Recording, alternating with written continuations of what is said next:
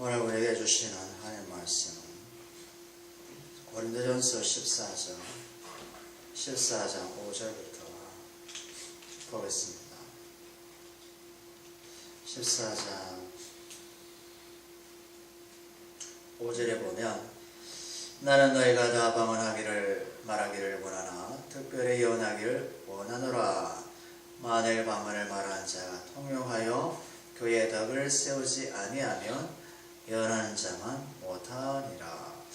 우리가 어제 5절까지 말씀 봤는데 성경을 통해서 우리에게 주시는 은사, 그중에 방언은 알아들을 수 없는 이방 나라의 방언인데, 이방 나라의 방언은 그 영의 유익함을 위해서 주시는 것이다.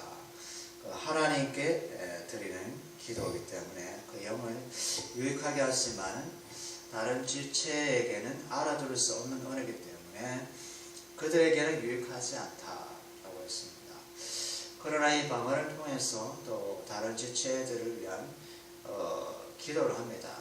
중보기도, 대신 그들을 위해서 이제 기도하는 것이기 때문에 또 자기 자신은 모르지만은 하나님 편의 입장에서 보면 또 다른 지체의 입장에서 보면 그것이 유익하죠. 그런데 바울이 여기서 말하는 요지는 무엇이냐? 방언을 말하게 되면 알아들을 수 없는 언어이기 때문에 교회 지체들에게 덕을 세우지 못한다. 교회의 덕은 안 된다. 이렇게 얘기합니다. 그 영은 유익할지 몰라도 교회의 덕은 미치지 못하기 때문에 이 방언보다는 알아들을 수 있는 예언은 하라는 것이겠죠. 예언의 은사는 그리스도에 대한 지식과 지혜이기 때문에 교회를 세우는 것은 그리스도의 몸을 세우는 것이겠죠. 그리스도의 몸을 세운다는 것은 하나님의 나라에 대한 그런 은혜와 사랑을 충만하게 경험할 수 있는 것이 교회의 세움입니다. 그래서 방언 말하는 사람은 자기 영의 유익을 위한 것이지만 예언하는 것은 교회의 덕을 세우기 때문에 또 예언하기를 힘쓰라고 이렇게 말씀하고 있습니다. 그래서 오늘은 6절에서 보면 그런즉 형제들아 내가 너에게 나아가서 방언으로 말하고 계시나 지식이나 예언이나 가르치는 것으로 말하지 아니하면 너에게 무엇이 유익하냐. 방언으로 말하고 방언만 줄줄줄줄 말하고 계시, 지식, 예언, 가르치는 것. 이게 한마디로 얘기하면 그리스도의 복음에 대한 지식이겠죠. 그리스도의 복음에 대한 지식, 예언, 가르치는 말씀이 되겠죠. 그러니 형제들에게 바울이 나아가서 방언으로 가르칠 수는 없다는 거죠.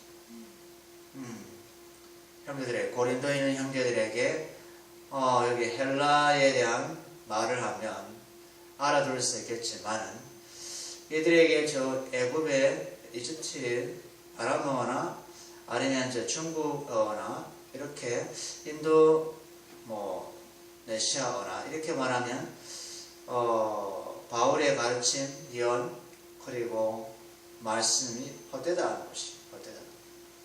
그러니까 이제 방언만 말할 수는 없다. 내가 너희를 그리스도의 몸을 세우는 데에 목적이 있기 때문에 그리스도의 예언의 말씀, 그리스도의 복음에 대한 지식, 그리스도의 복음에 대한 말씀을 너에게 가르치기를 원한다는 것이겠죠. 그래서 형제들의 유익을 위해서 복음을 가르치고 복음에 대한 지식과 그리고 계시와 분명한 말씀을 그들에게 전하고 온다는 것이겠죠. 분명한 말씀. 말씀의 깨달음이 없으면 그 영이 자라지 않죠. 말씀의 깨달음이 없으면 믿음도 자라지 않습니다. 그래서 바울은 분명한 그리스도의 복음에 대해서 그들에게 전하겠다. 이렇게 합니다. 우리 에베소 한번 볼까요? 에베소 3장에 보면 교회가 무엇이냐? 교회가 무엇이냐? 바울이 말씀을 전하고 있는데요. 에베소 3장 10절을 보면요. 10절을 보면 이는 이제 교회로 말미암아 하늘에 있는 통치자들과 권세들에게 하나님의 각종 지혜를 알게 하려 하심이니 됐습니다. 교회로 말미암아 되었습니다. 교회를 통하여서 특이하죠. 우리 교회를 통하여서 하늘에 있는 통치자들 권세들에게 하나님의 각종 지혜를 알게 하려 하십니다. 그러니까 하나님 나라에 속한 지체들, 하나님 나라에 속한 형제들이 교회로 말미암아 하나님의 각종 지혜를 알게 합니다. 그 다음에 11절 보세요. 곧 영원부터 우리 주 예수 그리스도 안에서 예정하신 뜻대로 하신 것이라. 창세전에 예수 그리스도 안에서 예정하신 것. 예정 뭡니까? 이미 이전에 다 계획하신 거죠. 이전에 계획하신 것을 무엇으로? 교회로 말미암아 하나님의 자녀들에게 하나님의 각종 지혜와 신령한 은혜를 알게 한다는 거죠. 교회가 엄청 많죠. 교회는 만물을 다스릴 수 있고 통치할 수 있는 그리스도의 몸이다 라는 것입니다. 그리스도의 몸은 이 세상을 보다 통치하는 권세가 있다는 것이겠죠. 왜요? 교회 머리가 그리스도이기 때문에. 그렇죠? 교회 머리가 그리스도이기 때문에 온 우주 만물을 창조하신 분이 그리스도시고 인생을 창조하신 분이 그리스도고. 그래서 교회, 그러니까 형제 자매, 하나님의 자녀가 교회이지 않습니까? 그 머리가 그리스도. 그래서 교회가 이 우주 만물의 중심이고 머리다 하는 것입니다. 사람들은 우리를 불쌍히 여기죠. 교회를 불쌍히 여기고 안대하고 아주 그냥 뭡니까? 어떻게 뭐랄까요? 염려스럽게 생각하지 않습니까? 우리를 보고. 근데 그게 아니라 반대예요. 반대. 우리가 그들을 염려하고 우리가 그들을 걱정하고 우리가 그들을 불쌍히 여기는 반대 입장이 돼요. 반대. 거꾸로 됐어요 지금. 그냥 우리는 미래를 알고 종착점을 알고 사는 거고 그들은 흘러가는 세월 따라 흘러가는 거예요. 근데 가보면 멸망이거든. 가보면 심판이고 지옥이거든. 근데 그걸 모르고 오히려 지금 현상적인 보이는 것으로 우리를 보니까 우리가 불쌍한데 성경에 딱 들어와 보니까 그게 아닌 거예요.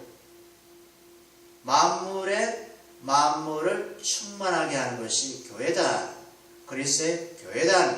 그러니까 그리스도의 교회는 이 우주 만물의 영광이다. 이것이 반대가 돼요. 역전이 돼야 돼요. 역전. 그러니까 우리 그리스도인은 믿음이 없으면 세상 사람의 논리에 빠져서 세상의 탄식과 세상의 염려에 짓눌려서 살 수밖에 없어요. 나는 왜 이러지? 예수 믿어 변한 거 없네? 이런 식으로. 너무 가진 거 없네? 뭐 이런 식으로. 예를 들면 이런 거죠. 어른이 어린아이 보고 아유 언제 클래? 어른이 어린아이 보고 아유 참 고생 많이 했구나. 이런 어떤 형태겠죠. 세상을 어른이라 하면 교회는 어린아이 이렇게 취급하는 거죠. 그런데 그게 아니고 어린아이는 이미 하늘의 모든 신령한 권세와 하늘의 지혜와 하늘의 영광을 이미 경험하고 있고 어른은 안 보이는 거야. 오히려 어린아이가 어른을 걱정할 판이다. 무슨 말인지 아시겠습니까? 이게 바울이 깨달은 교회래요. 교회. 하나님의 아들의 피값으로 세워진 교회가 오히려 세상을 걱정해야 되는데 세상의 교회가 걱정을 하면 이거는 하나님 입장에서 보면 가강도가 아니다. 아멘입니까? 교회는 건물이 아니죠? 아니요. 그리스도의 몸된 주체.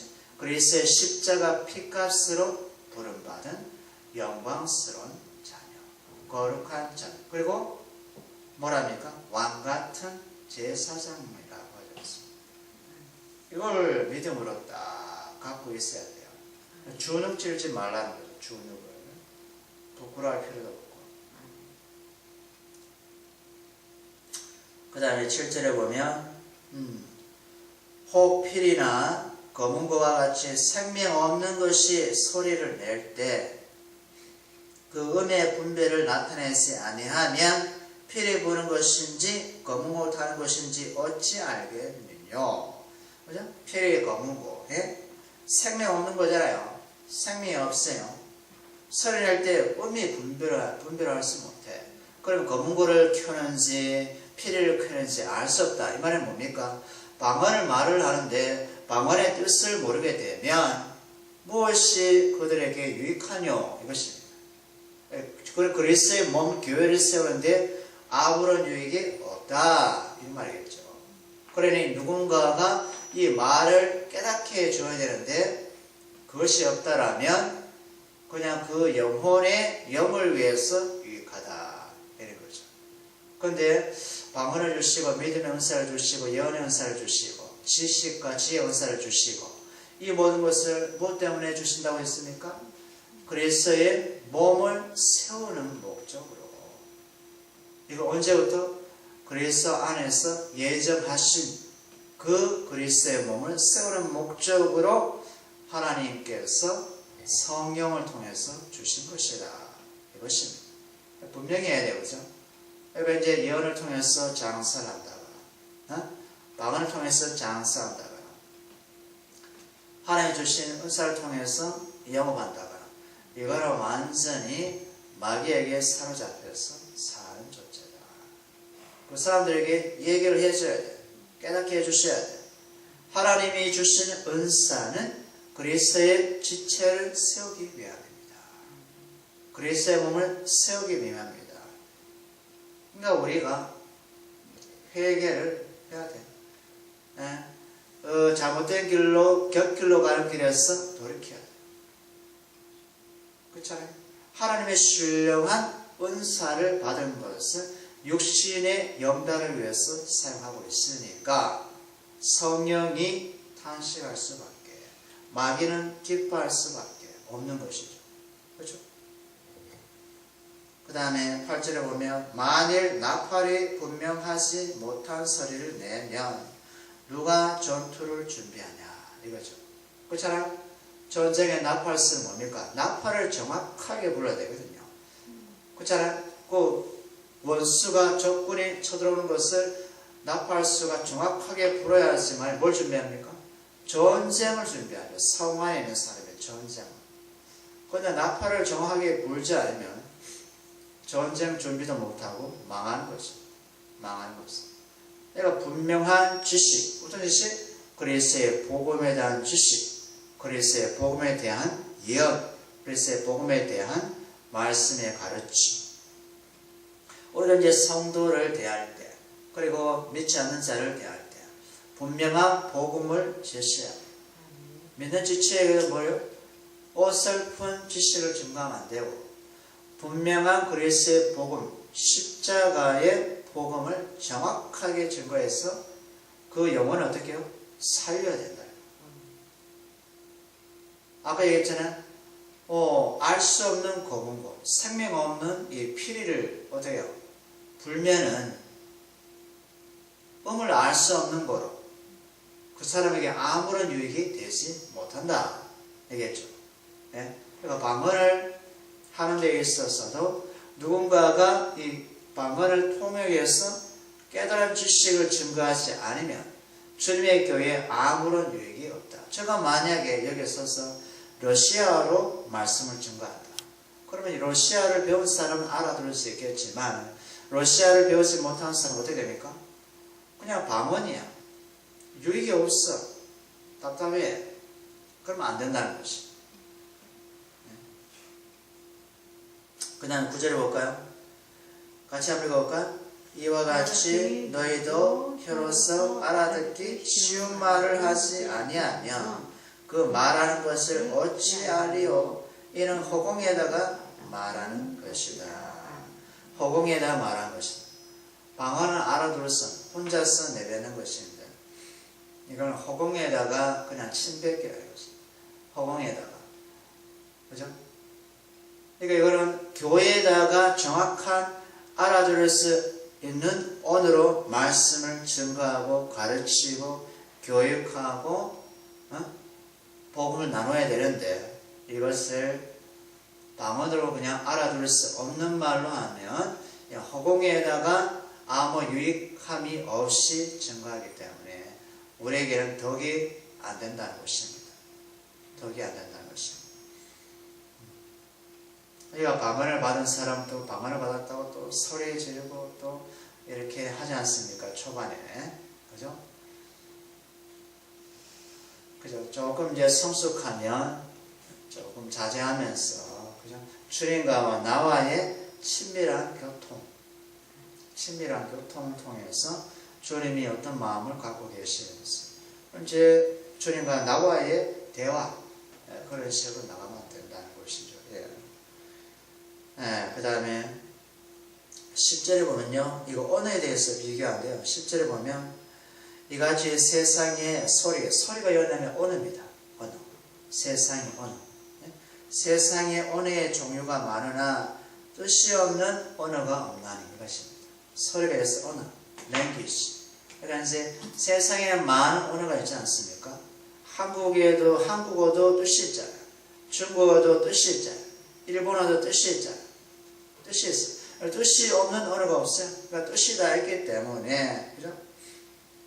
방언도 뜻을 가지고 얘기를 하라는 것이겠죠. 방언이 깨달지 못하면 차라리 예언을 해서, 그러니까 그리스도의 지식과 그리스도의 지혜에 대한 복음을 얘기해서 다른 지체를 세우는 것이 훨씬 더 낫다. 이 말이겠죠. 그렇죠. 11절에 보면 그러므로 내가 그 소리의 뜻을 알지 못하면 내가 말하는 자에게 외국인이 되고 말하는 자도 내게 외국인이 된다. 이 말이겠죠. 그러니까 우리 한국에 외국인 근로자 있지 않습니까? 그죠? 그러나 처음에 직장에 들어가서 정착하는데 그때요 사정의 말을 못 알아들어. 그죠?